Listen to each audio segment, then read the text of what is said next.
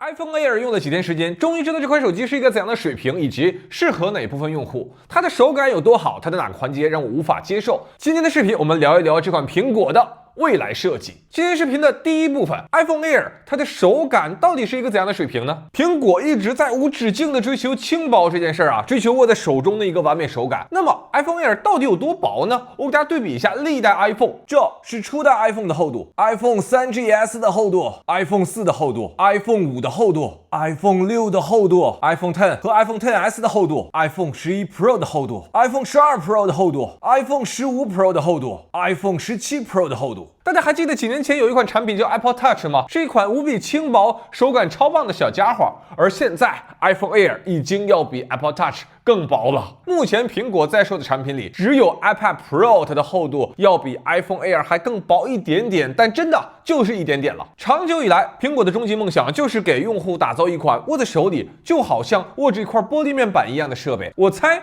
大概就是像钢铁侠2中的那款透明玻璃手机那种感觉吧。iPhone Air 它的后盖配备的是超瓷晶面板，这是 iPhone 史上第一次在后盖上采用这种材质，耐摔性大幅提升。背盖呢是细腻磨砂质感，然后高原平台则是一个光面的反射。后置镜头的金属保护圈颜色和手机背盖的颜色相匹配，当光线照射在手机后盖上的时候，会形成柔和的阴影。边框的钛金属采用了去年 Apple Watch 上实验成功的抛光技术。苹果对于钛金属3年探索，打造出3款完全不同质感的钛金属边框。苹果呢增加了边框斜切倒角的曲线，去提升手感。当然必须要说，抛光钛金属很容易沾染指纹啊，4个配色无一幸免。但是沾指纹它也要比前2代钛金属好看太多了，就光线划过的时候像珠宝一样闪耀。这款手机它的重量只有164克，要比 iPhone 17 Pro Max 轻了接近70克，而且因为它的屏幕很大，分摊重量之后，你会觉得在手里好像要比 iPhone 17还要轻巧。加上我刚才提到的超薄的厚度以及边框的手感，真的就是一款你从桌子上拿起的时候就能够感受到快乐的产品。需要说明啊 ，iPhone Air 虽然它很轻薄，但并不是一款小手机，它的屏幕尺寸达到了6.5英寸，就是单手握持的话，想掌控全屏还是有点吃力的。这一点体验呢，和 iPhone 13 mini 是完全不一样的。有同学比较担心啊，这么薄会不会就是一碰或者一弯就折了？好了，我现在来给大家测试一下。在这里，我给大家提供2个数据啊，就是一个成年男子徒手施加的压力大概是30千克的重力，而 iPhone Air 大概可以承受60千克的重力。今天视频的第2部分，我们聊一聊大家最关注的续航和性能。我给大家测试的几个场景啊，同时观看 1080p 在线视频加弹幕4小时 ，iPhone Air 耗电41%，这个水平呢是接近 iPhone 16 Pro 的，但是明显要弱于 iPhone 17 Pro 和17 Pro Max。同时录制4K 60帧视频，耗电表现呢都是9%，但是Air 就是热量没有有效的传导到整个机身，基本上都聚集在机身顶部了。同时，移动网络加 WiFi 加打开全天候显示屏待机8小时。iPhone 17 Pro Max 耗电12%，16 Pro 耗电17%，而 iPhone Air 耗电20%。同时刷抖音1小时 ，iPhone 16 Pro 耗电8%，iPhone Air 耗电7%，iPhone 17 Pro Max 耗电5%。同时，原神跑图30分钟啊 ，Air 帧率倒是挺稳定的，但是发热是要明显高于17 Pro 和17 Pro Max 的啊，但是要微微优于16 Pro Max 啊。总体来说 ，iPhone Air 的续航水平可以用 iPhone 16 Pro 作为一个参照物，但是严格来说呢，还是要略弱于 iPhone 16 Pro 的。我个人认为啊，这个续航表现呢适合3个群体。第一个群体呢，就是日常非重度使用的用户。iPhone Air 的续航，它比当年 iPhone 15 Pro 还是强不少的。第2个群体呢，就是把 Air 作为备用机的用户，2台手机分摊使用时长。第3个群体呢，就是大部分时间处于轻松充电环境的用户，比如说办公室桌面随充，出门上车随充。而为了提升 iPhone Air 户外的续航水平，苹果这次也是专门推出了一款无线移动电源。经过我的实测啊，移动电源在100%满电的情况下，可以给 iPhone Air 补能64%啊，这个并不是很多，对不对？但是在苹果的理念中呢，大家可以理解为 iPhone Air 它是通过超薄的机身，把电池实现了模块化，也就是说你在全天大部分时间使用 iPhone Air 的时候，它都是一个超薄机身，而在1个小时里，让这款手机变得比其他的 iPhone 更厚更重，去有一个磁吸移动电源，进而获得超越 iPhone 17 Pro Max 的续航水平。所以说这款移动电源其实大家可以看成它是和 iPhone Air 一体的，实际上它也无法给 Air 之外的其他 iPhone 进行充电。就是这个移动电源呢，理论上来说通过磁吸它也是可以给其他手机充电的，但是因为这个磁吸圆环啊对的不准，所以它没有办法进行很好的一个固定，就用的时候它容易掉。第三方的无线移动电源是可以给 Air 进行充电的，所以说大家呢这个部分就自由选择就好了。从我自己的使用体验来看，无线充电宝它的速度还是太慢，这个是硬伤啊。用线充的话，半小时就能充超过50%以上的速度，加上移动电源这个799元的售价，我个人啊可能还是会优先选择第三方更便宜的有线移动电源。另外，我还专门测试了苹果新出那个40瓦充电插头，实测30分钟充入电量54%，这个速度倒是够用了，但是没有办法像 Pro 系列一样去激活这个插头28瓦的最高充电功率。所以说，对于 Air 用户，你买一个35瓦那款双 USB-C 的插头就够用了。对于 iPhone Air 的续航表现，我的个人反馈呢是肯定不算是出色，但是比预期高一些。今天视频的第3部分回答大家另一个问题，就是 iPhone Air 它作为主力机体验如何呢？ Air 在极致轻薄的前提下，依然拥有全天候显示屏，屏幕依然拥有防反光镀膜，前置镜头同样支持人像居中，有实体的相机机械按键和 Action Button， 同时有 X 轴震动马达。这些体验都非常棒。那核心第一个差异其实是影像能力。iPhone Air 呢，它只有一颗镜头嘛，它这个镜头约等于 iPhone 17的主镜头，就是它有全新的人像拍照算法，有全新的珠光色彩，可以通过机器学习能拍出相当不错的具有背景虚化的人像照片，能拍摄前后同路视频，能拍摄4K 60帧的杜比世界视频。但是像 Pro 机型中的那些什么 RAW 格式照片啊，ProRes RAW 专业视频格式啊，那些就没有了。在这里，如果大家选择作为主力机啊，我认为有2个核心场景是 iPhone Air 的短板。第一个就是超广角镜头的缺失。客观的说，超广角镜头对于很多普通用户来说呢，日常使用的频率并不高啊，有很多用户可能买回来一次那都没用过。我想可能这也是苹果有勇气把超广角镜头拿掉的一个原因。但是对于稍微进阶一点的用户，比如说像我这种啊，有一些拍视频需求的用户，那超广角镜头缺失所带来的影响就会非常明显。因为超广角镜头在室内拍摄真的是一个极佳的选择，它的视野非常宽敞，然后同时配有出色的防抖，以及在这个视野下人物和室内空间一个非常好的比例关系。所以尽管我非常喜欢 Air 它这个轻薄手感，但是没有超广角呢，注定我没有办法把这款手机作为我的主力机来使用。但是对于普通用户啊，这里有一个细节，就是如果你本身喜欢拍摄自拍 Vlog， 那这次前置啊，它其实是一个超广角镜头了，这在某种程度上弥补了后置超广角镜头的缺失。也就是说，你拿前置镜头去自拍视频的时候，那个视野范围和人像比例的也刚刚好。前置镜头呢是一颗等效20毫米焦段的镜头，和大疆 Pocket 3它那个焦段是相同的，在自拍 Vlog 的场景中可以作为超广角的一个补充。第2个明显短板呢，自然就是扬声器了。iPhone Air 它只有1枚扬声器啊，布置在了听筒，也就是说，它打电话的时候作为听筒，看视频的时候呢作为外放扬声器。查询套餐使用情况，请按2。就我的实测，单扬声器竖屏看短视频的话，音质啊就比较单薄。网友总是一语点醒梦中人啊，说上次麦克上的盲盒但我太薄，和 iPhone 17 Pro 系列那有着明显的差距。而如果我把手机横屏过来看电影或者看电视的话，iPhone 17 Pro 系列它的那个外置扬声器优势就更加明显了。I have no idea to this day what those 2 Italian ladies were singing about. Truth is, I don't want to know. I have no idea to this day what those 2 Italian ladies were singing about. Truth is, I don't want to know.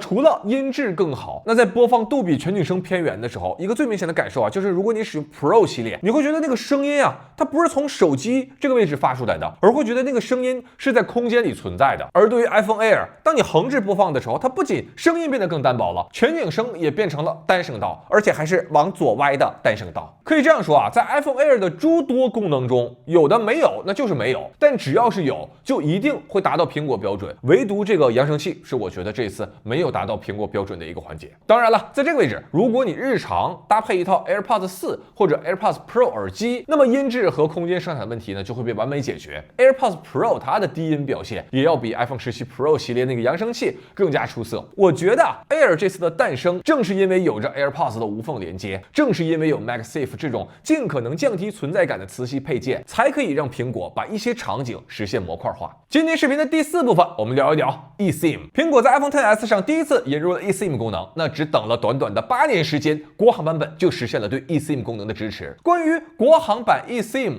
条条目目细节分支很多大家的问题呢也很分散，在这里我用尽可能简单的语言给大家讲清楚我先说一下办理过程，其实挺简单的，就是你拿着你的身份证去营业厅，先连一个 WiFi 或者热点，然后工作人员呢会让你调出你手机 iPhone Air 的一个认证二维码，他扫这个码之后，你的手机弹出一个什么可用 eSIM， 你选一下，也就1分钟吧，就有信号了，就完事儿了。大家可以这样理解在使用过程中的绝大多数场景中 eSIM 和现在的实体卡几乎体验是一样的就像你实体卡补卡一样你换成 eSIM 之后，你依然可以使用之前的号码和套餐，而不需要另选新号。你如果想更改手机套餐，那就像实体卡一样，直接在手机联通营业厅 App 上操作就可以了。你可以异地开通 eSIM， 也可以异地补卡 eSIM。就比如说我是上海的对，河北的卡，支持。开通 eSIM 就像实体卡补卡一样就是一旦你的 eSIM 被激活，那么之前那实体卡立刻作废，所以你不要想着说我保留这个实体卡，然后2张卡同时使用。相应的，它也可以防止你这个手机丢失之后被坏人取出 SIM 卡，然后进行违法犯罪。iPhone Air 可以最多使用2个 eSIM 卡号，这2个号码呢，你可以来自于2个不同的运营商，也可以写入2个不同身份证的手机卡。我爸有一张什么那个无线数据的卡，然后给我放在我手机上用。是您父亲拿着身份证来办。如果你买到 iPhone Air， 然后你先去激活的 eSIM 之后才回到家传输旧手机的资料，那么在还原新手机的时候，你可以选择保留 eSIM 卡，它就像实体卡槽一样，在你手机恢复之后 eSIM 也会自动恢复。而比如说当你出国的时候，你也可以通过这个手机直接购买海外的 eSIM 套餐，然后通过比如说扫码的形式快速完成激活海外套餐。就像我刚才说的，它跟国内的实体卡一样，国行版本呢最多只支持手机里存储2张 eSIM 卡号，所以说假如你出国之前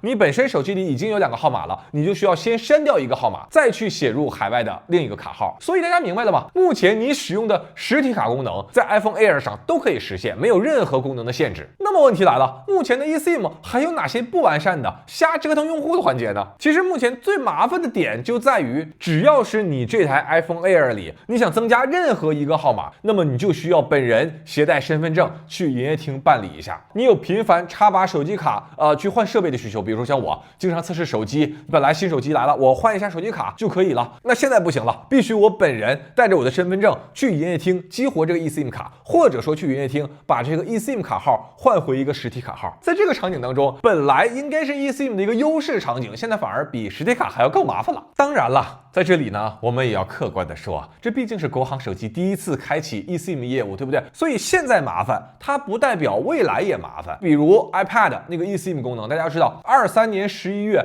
刚刚开通 iPad eSIM 的时候，想改套餐的唯一办法就是你把现在这个 eSIM 卡号注销，然后重新开一个新卡号，你才能另选一个套餐。现在听起来是不是很魔幻？而当时间来到2年之后的今天，现在 iPad 的 eSIM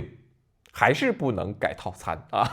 你想改的话呢，还是得注销号码。那么 eSIM 的第3个问题，国行之外，比如说海外的某个版本，他们那个 eSIM 完整体验是什么样的呢？在这个环节呢，因为我自己也没有长时间使用过我就根据自己的了解简单的说一下，如果说错的话呢，大家可以指正。首先，如果你是一个非国行版本，比如说津巴布韦版本的 iPhone 没错津巴布韦在2-3年前也都实现了满血版的 eSIM 功能当时是微博评论区一个老哥给我留言的，当时我的内心是有一点点小小的震撼。那么在你第一次打开手机之后呢， iPhone Air 它会自动检测你身边附近同一个 Apple ID 下旧手机的手机号，然后问你要不要转移过来。这个时候如果你选择转移，它就瞬间把你旁边那个手机号码给你吸到这个手机上了。另外非国行版本的 iPhone Air 它是最多可以存储8张 eSIM， 就是全球各地的运营商手机卡你都能存储到你的手机里，但是同时最多只能使用2张。所以仅从目前来看，国行版本 eSIM 它只是保留了安全和手机内部空间更大、电池更大这2个优点。至于更便捷，特别是大家比较关注的全球旅行的时候，数据套餐自由切换，反而比实体卡还要更麻烦一些。但是就像我刚才所说的，现在3大运营商毕竟是刚刚开始这个业务，我觉得我们还是可以期待一下的，对不对？毕竟 eSIM 功能我们也只等待了8年就等来了。大家现在要做的呢，就是锻炼身体，保持健康。今天视频的第5个部分，也就是最后一个部分，我们聊一聊谁适合这款 iPhone Air。毫无疑问 ，iPhone Air 并不是一款适合大众普通用户的产品。在今年实施升级的 iPhone 17和重新定位的 iPhone 17 Pro 系列面前 ，iPhone Air 的销量呢，大概可以忽略不计。我个人认为啊，这款产品其实最适合的用户群体就是对美学有追求、对设计有追求的那部分用户，或者我再具体一点，就是那些发自内心喜欢数码产品的用户。因为只有这些用户才知道需要付出多大的努力才能够打造出这样一款设备。对普通用户来说，其实